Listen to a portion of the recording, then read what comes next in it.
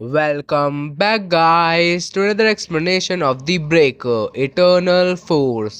तो चैप्टर की शुरुआत होती है। एक बंदा कहता है वाओ, एक मैंशन, वो भी इस नेबरहुड में। सियोनो क्लैन के पास तो काफी पैसा है। ये सुनकर ग्यूबियम कहता है अगर तुम्हें ये जगह इतनी अच्छी लगती है तो तुम सियोनो क्लैन को ज्वाइन क्यों नहीं कर लेते।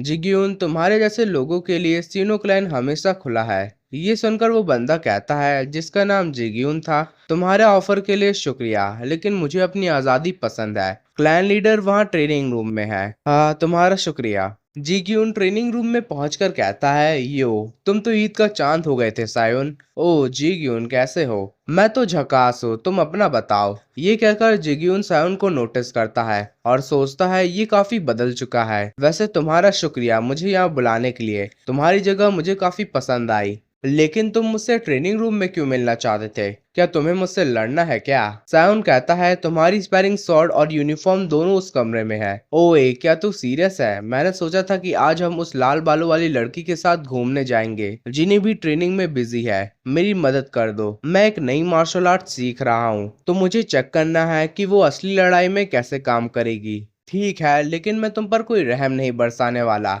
मुझे पता है कि तुम कितने स्ट्रांग हो। फिर सीन शिफ्ट होता है हाजी की तरफ। क्या सायोन की जान? इतने में चेयरमैन यांग उसकी बात काटते हुए कहते हैं हाजी, क्या तुम्हें दिख नहीं रहा है कि मैं मिलियांग क्लैन के लीडर से बात कर रहा हूँ? अब से ध्यान रखना, अगर तुम मिरिम में किसी की भी इज्जत में कोई कमी लाते हो या उसे बेइज्जत महसूस करवाते हो तो इसका अंजाम काफी बदतर हो सकता है। ये सुनकर हाजी सोचता है ऐसे ही ये मुझे डराता है। मास्टर सारा कहती है मुझे भी उसके बारे में जानना है, क्या सायोन को कुछ हो गया है? ये सुनकर एल्डर यांग कहते हैं क्या आप हाल ही में क्लैन लीडर से नहीं मिली है मास्टर सारा? वो काफी बिजी ही रहता है, तो बस हम कॉल पर ही बात कर पाते हैं। ये सुनकर एल्डर यांग सायोन के हालात बताते हुए कहते हैं वो बहुत ही कम सोते हैं और अपना सारा फोकस काम और ट्रेनिंग में लगाते हैं। लेकिन वो अपनी ज्यादातर ट्रेनिंग या वॉन एकेडमी की मिस्टिकल फोकस टेक्निक की करते हैं। मैं यकीन से कह सकता हूँ कि आपको भी इस टेक्निक के बारे में पता होगा क्योंकि आप भी यवॉन एकेडमी से ही पढ़ी हैं। इस तरीके की मेडिटेशन टेक्निक काफी ज्यादा मात्रा में एनर्जी खाती है।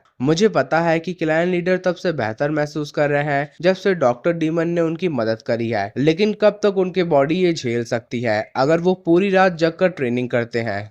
एक चीज तो मैं यकीन से कह सकता हूँ कि क्लैन लीडर अभी नॉर्मल महसूस नहीं कर रहे हैं। अगर वो ऐसे ही अपने आप को मिस्टिकल फोकस टेक्निक को प्रैक्टिस करने के लिए पुश करेंगे। मास्टर सारा उनकी बात कंप्लीट करते हुए कहती है वो क्यूआई डेविएशन को डेवलप कर लेगा या मर जाएगा और बद से बदतर होगा कि वो अपनी जिंदगी बर्बाद कर लेगा। ये सुनकर हाजी काफी हैरान होता है। आपने सही कहा, लेकिन ऐसा लगता है क्लैन लीडर को इन सब से कुछ फर्क ही नहीं पड़ता। इसलिए मैं आपकी मदद मांगने आया हूँ मास्टर सरा।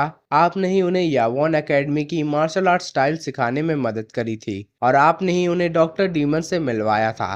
तो मैं चाहता हूँ कि आप क्लैन लीडर से इसके बारे में बात करें। ये सुनकर मास्टर सरा कहती है काश मैं उसे समझा पाती, लेकिन अब वो मेरे लिए एक अनजान बन चुका है। मैं भी उसे स्माइल करते हुए देखना चाहती हूँ जैसा वो पहले था। फिर सीन शिफ्ट होता है। जिग्यून साउन के एक अटैक से बाल बाल बचता है और सोचता है कुछ मिनट पहले तो मैं मजाक कर रहा था कि मैं उस पर कोई रहम नहीं बरसाने वाला, लेकिन ये तो ऐसे लड़ रहा है जैसे कि कोई मौत की लड़ाई हो। तो आप कहना चाहती हैं कि आप कुछ नहीं कर सकती मास्टर सारा? पहले मैं तुमसे कुछ पूछना चाहती हूँ। मिस्टिकल फोकस टेक्निक अपने यूजर को ये एबिलिटी देती है कि वो मेडिटेशन करके अपनी ट्रेनिंग को पूरी कर सकती है जब वो फिजिकली ट्रेनिंग नहीं कर सकते। इस टेक्निक के मेन एडवांटेज ये रहता है कि यूजर किसी भी टेक्निक को एक बार देखकर उसे याद रखने और यूज करने के लिए अलाउ करती है। मुझे नहीं पता है कि सायुन कौन सी टेक्निक को इस्तेमाल करने के लिए अपनी जी जान लगा रहा है। ये सुनकर एल्डर यांग कहते हैं मुझे भी नहीं पता। अगर वो कोई बेसिक टेक्निक होती तो वो उसके पीछे इतना नहीं लगे रहते। आपने सही कहा। तो अगर वो अपनी जान जोखिम में डालकर मिस्टिकल फोकस टेक्निक से कोई टेक्निक सीख रहा है, लेकिन आप ये मुझे क्यों बता रही हैं मास्टर सरा? क्या आपको कोई आइडिया है कि क्लैन लीडर के दिमाग में क्या चल रहा है?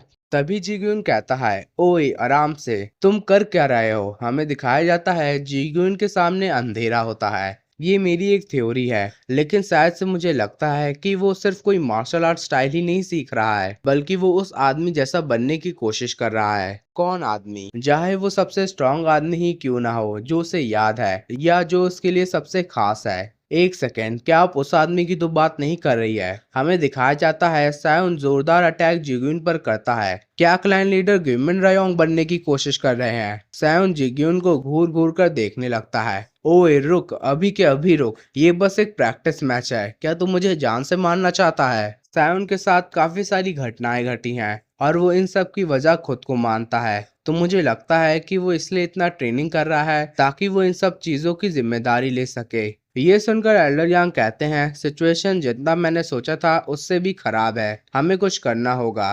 तभी हाजी उनसे कहता है, मेरा एक सवाल है, आप ये सब सायोन के पेरेंट्स के साथ क्यों नहीं डिस्कस करते? क्या कोई प्रॉब्लम है?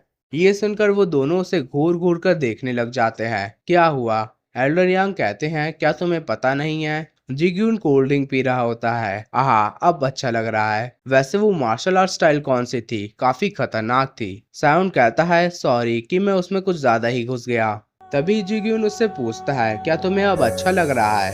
सॉरी, तुम्हारी माँ के लिए। एल्डर यांग उसे बताते हैं, क्लैन लीडर की माँ हाल ही में चल बसी हैं, वो ही उनकी इकलौती फैमिली थी।